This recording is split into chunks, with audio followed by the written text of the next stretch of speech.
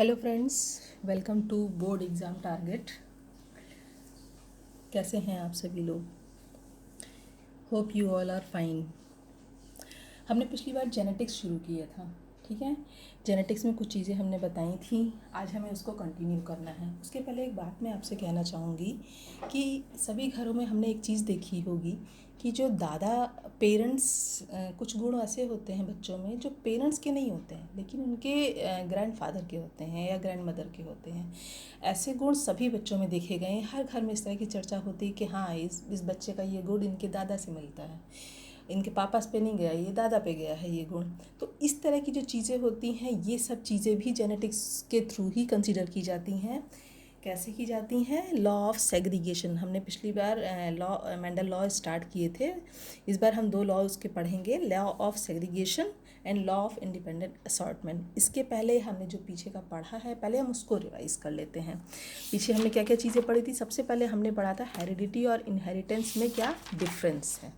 First हमने यही किया था, तो फिर से एक बार रिवाइज कर लेते हैं। जो हेरिडिटी है दैट इज़ एक टर्मिनोलॉजी है, एक टर्म है हेरिडिटी, जो that is the transfer of genes from parents to their offspring. But the inheritance is the phenomena, inheritance is the mechanism and heredity is the phenomena. Inheritance जो है वो mechanism है, किस mechanism के through कैसे कैसे transfer होते हैं, वो सारी चीज़ें आती हैं इनहेरिटेंस में। हमने ये डिफरेंस पिछली बार क्लियर किया था।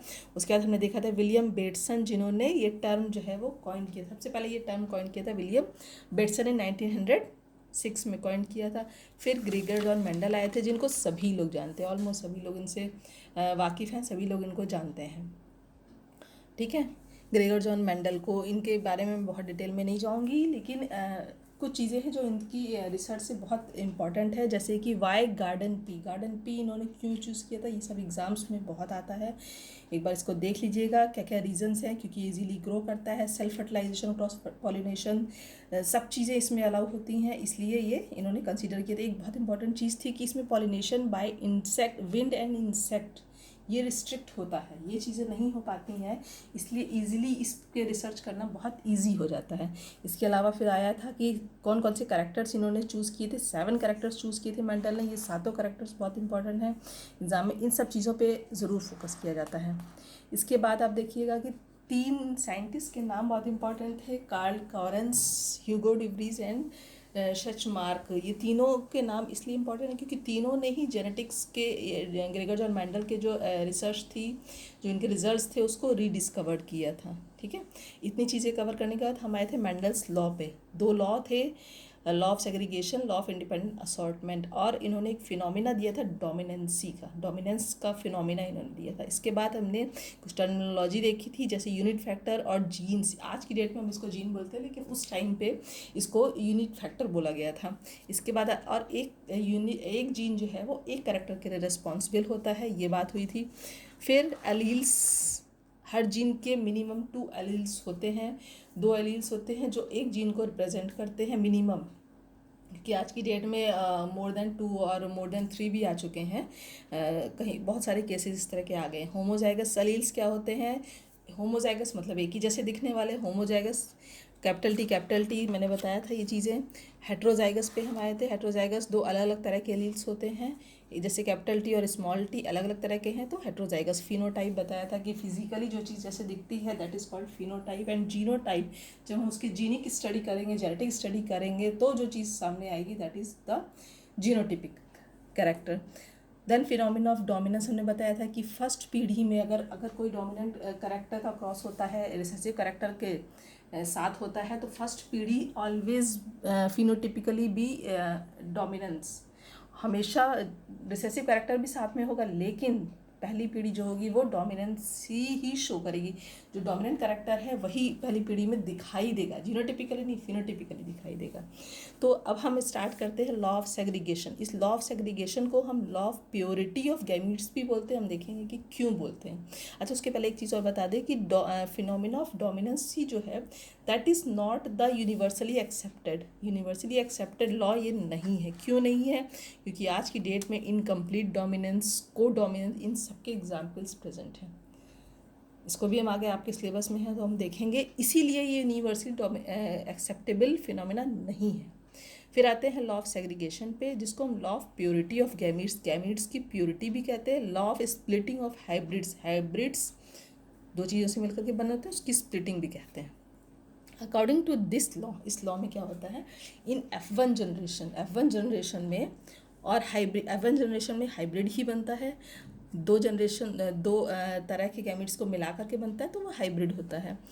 F1 जनरेशन में the alleles of a genes remain separate, जो अलील्स होते हैं जीन के, हमने देखा था F1 जनरेशन कैसे बनती है, एक अलील एक पीढ़ी से आते, एक मदर से आता है, दूसरा अलील जैसे फादर से आता है, तब मिलकर के हाइब्रिड एलील्स बनते हैं। तो ये हाइब्रिड एलील्स जो बनते हैं F1 पीढ़ी में, इसमें जो अलग अलग तरह के एलील्स होते हैं ये प्योर फॉर्म में रहते हैं, सेग्रीगेट रहते हैं, एक दूसरे के साथ मिक्स नहीं होते। हाइब्रिड का मतलब ये नहीं है यहाँ पे कि वो मिक्स हो जाएंगे, उनके कैरेक्टर एक दूसरे से मिक्स हो जाएंगे, ऐसा कुछ भी नहीं होता है।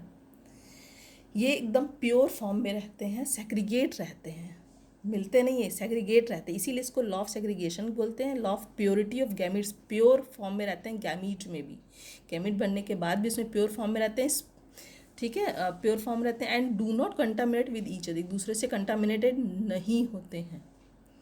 वाइल इन F2 जनरेशन में during the gamete formation these alleles separate and pass into the different gametes, और जब F2 जनरेशन का नंबर आता है तो ये एलील्स प्योरली सेपरेट हो जाते हैं, इसीलिए इसको स्प्लिटिंग ऑफ हाइब्रिड्स बोला गया है। ये तीनों टर्म बहुत इंपॉर्टेंट है, हो सकता है कि कभी कभी लॉ ऑफ सेग्रीगेशन के बजाय law of splitting of hybrids के नाम से क्वेश्चन आ जाए, या law of purity of gametes के नाम से क्वेश्चन आ जाए। तो तीनों टर्म्स अलग अलग एक ही चीज़ के हैं, लेकिन अलग अलग तरीके से आप समझ सकते हैं इसको। तो F1 जनरेशन में during gamete formation these alleles separate and pass into the different gametes, यही है लॉ ऑफ सेग्रीगेशन। डोमिनेंसी हमने पढ़ ली थी कि F1 जनरेशन में फिनोटिपिकली जो भी कैरेक्टर्स होते हैं वो डोमिनेंसी ही शो करते हैं, डोमिनेंट जो भी एलील होगा वो अपना रिप्रेजेंट करेगा। लेकिन सेग्रीगेशन में जो रिसेसिव जीन होगा वो भी अपना एक प्योरिटी रखेगा और F2 जनरेशन में जाएगा तब वहाँ पे कुछ शो करेगा। This law is universally applicable, ये एक लॉ ऐसा है जो यूनिवर्सली एप्लीकेबल, अभी तक इसका कोई एक्सेप्टेंस, वो कोई भी अपवाद नहीं है, ठीक है, ये यूनिवर्सली एक्सेप्टेड है। इसको ऐसे भी समझ सकते हैं जैसे मेंडल ने बताया था, टॉल और डॉफ के बीच में F1 जनरेशन पहले आई थी कैपिटल टी स्मॉल टी। जब F1 जनरेशन का हाइब्रिड बना था तो कैपिटल टी स्मॉल टी चारों एक जैसे थे, लेकिन चारों टॉल थे, क्योंकि लॉ ऑफ डोमिनेंसी यहाँ पे शुरू हुई थी F1 जनरेशन में। लेकिन F2 जनरेशन में जब आएंगे तो लॉ ऑफ सेग्रीगेशन स्टार्ट हो जाएगा, लॉ ऑफ सेग्रीगेशन रिप्रेजेंट करेगा। कैसे, यहाँ पे जब हाइब्रिड, ये हाइब्रिड हैं F1 के हाइब्रिड्स हैं, यही तो क्वेश्चन में यही तो है लॉ में, F1 जनरेशन के हाइब्रिड्स, F1 जनरेशन के जो हाइब्रिड्स हैं इनके जो अलग अलग गैमीट्स बनेंगे, उसके बाद जब ये कंबाइन करेंगे तो इसमें सारे जो हैं वो फिनोटिपिकली भी सारे जो है वो डोमिनेंसी नहीं शो कर पाएंगे। कुछ रिसेसिव जो एलील्स रिसेसिव वाले थे वो भी अपने आप को रिप्रेजेंट कर पाएंगे। कैसे कर पाएंगे, कैपिटल टी से बनेगा तो कैपिटल टी आ जाएगा, कैपिटल टी स्मॉल टी का कॉम्बिनेशन बनेगा, कैपिटल टी स्मॉल टी का बनेगा, और एक कॉम्बिनेशन बनेगा ये स्मॉल टी और ये स्मॉल टी का। तो ये जो कॉम्बिनेशन ये रिसेसिव शो कर रहा है और ये मेन डोमिनेंसी शो कर रहा है, और ये दोनों हाइब्रिड, तो इसका कुछ रेशियो भी तो होगा। इसको हम इस फॉर्म में भी देख सकते हैं, पुन्नेट स्क्वायर ये तरीका है। पुन्नेट स्क्वायर एक वो है जिसको ओरिजिन किया था, बनाया था, किसने दिया था, ये रेजिनाल्ड सी पुन्नेट ने इसको दिया था, ठीक है। इससे भी समझ सकते हैं कैपिटल टी स्मॉल टी, ऐसे क्रॉस कराना भी बहुत बच्चे इस तरह से भी समझ लेते हैं। तो इसमें जो 75% टॉल थे, 75% जो थे वो टॉल दिखे, क्योंकि ये भी टॉल दिखाएगा, ये तो टॉल है ही है, डोमिनेंसी शो करेगा, इसमें भी हाइब्रिड है तो ये भी डोमिनेंसी शो करेगा। और 25% ड्वार्फ जो थे वो केवल 25% ही शो किए गए थे, ड्वार्फ जो है वो 25% ही शो किए गए थे। फिनोटिपिक रेशियो कैसे आएगा फिर, टॉल का 3, ये 4 तरह के दिखे थे, 4 में से 3 तो ये डोमिनेंट है और एक जो है वो रिसेसिव है यानी ड्वार्फ है। तो फिनोटिपिक रेशियो टॉल 3 और ड्वार्फ 1, 3:1 का रेशियो फिनोटिपिक दिखेगा। F2 जनरेशन की मैं बात कर रही हूँ, और जब हम F2 जनरेशन की जीनोटिपिक रेशियो पे आएंगे तो देखेंगे कैपिटल टी 1 हो गया, कैपिटल टी स्मॉल टी 2 हो गए और स्मॉल टी 1 हो गया, तो 1:2:1 का रेशियो दिखेगा F2 जनरेशन में। This law is the law of segregation. Main thing बस ये है कि F1 generation law of dominance को शो करता है। F2 जनरेशन में जब आप आएंगे तो जो हाइब्रिड होंगे उसके जो अलील्स होंगे वो सेग्रीगेट हो जाएंगे और प्योरिटी अपनी बना के रखेंगे, हाइब्रिड के फॉर्म में स्प्लिट हो जाएंगे जब नेक्स्ट जनरेशन में जाएंगे। आई थिंक ये आपको समझ में आया होगा। अगर कोई दिक्कत होगी तो बताइएगा, कमेंट कीजिएगा, मैं उस पर ज़रूर रिप्लाई करूँगी। अब देखिए, third law is the law of independent assortment और लॉ ऑफ फ्री रिकॉम्बिनेशन। इसके भी दो नाम हैं, दोनों ध्यान में रखिएगा। हो सकता है कभी इससे क्वेश्चन आ जाए, कभी उस तरीके से पूछा जाए। Law of independent assortment, independently अपने आप को असॉर्ट करना, और फ्री रिकॉम्बिनेशन, फ्री होकर के कहीं भी रिकम्बाइन करना।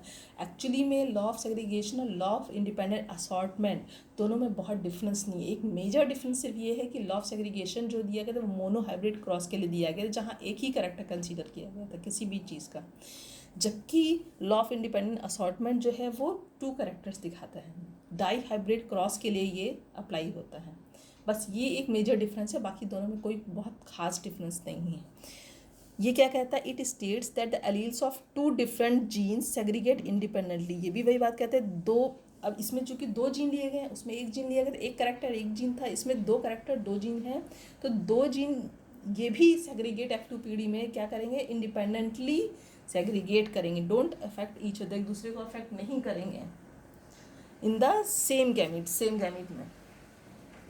This law is based on dihybrid cross. Main difference यही है कि ये डाई हाइब्रिड क्रॉस में ही अप्लाई होगा, ये वाला लॉ, ठीक है। डाई हाइब्रिड क्रॉस यानी कि डाई हाइब्रिड क्रॉस का मतलब क्या? Cross between 2 pairs of contrasting character.